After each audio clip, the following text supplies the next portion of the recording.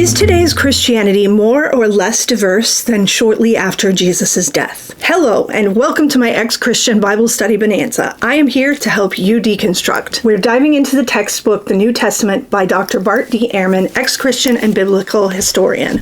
I highly suggest you follow him on social media, get this book, and follow me, of course, as I deconstruct and share my spiritual journey. Let's jump into what I learned from chapter 1, which is titled, What is the New Testament? Christianity started out as a diverse set of beliefs, and as time went on, the beliefs became more and more narrow. Almost any church across the world that calls themselves Christian believes doctrines established by the proto-Orthodox Christians in the first 400 years of the Common Era, formerly AD, now abbreviated CE, so the 400 years after Jesus' alleged birth. It is an absolute fact that Christians today perpetuate the same squabbles as those in the early days, namely the "who is a real Christian?" question.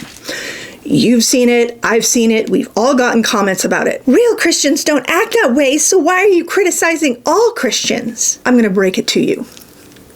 Yes, they do. So the question is, what is a real Christian?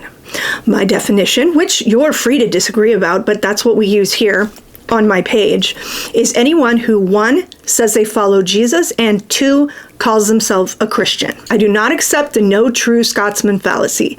It takes attention off incredibly important issues and puts it onto some straw man that distracts us from things we need to be discussing as a culture.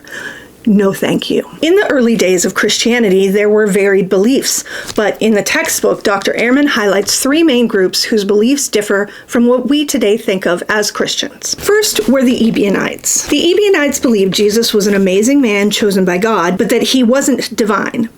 To call Jesus God was a blasphemous lie.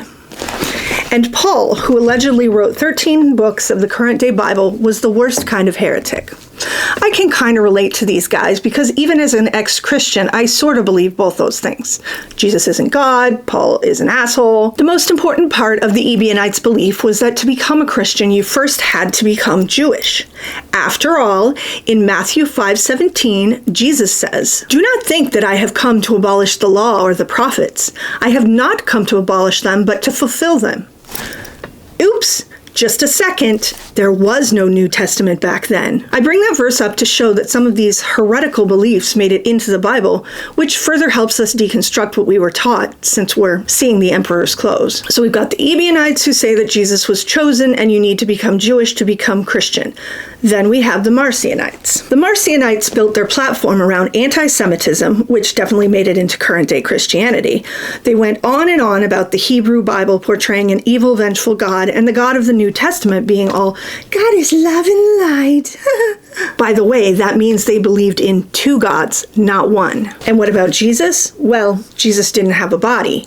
He was actually some kind of divine phantasm who didn't suffer any physical pain when he died. The Marcionites' conception of holy writings was pretty much opposite of the Ebionites, since they thought Paul was the shit and Jewish law needed to be kicked to the curb. No Old Testament, a bunch of Paul's letters, and shortened versions of the Gospels that we know today were their jam. Let's talk about the Gnostics and Proto-Orthodox in the next part.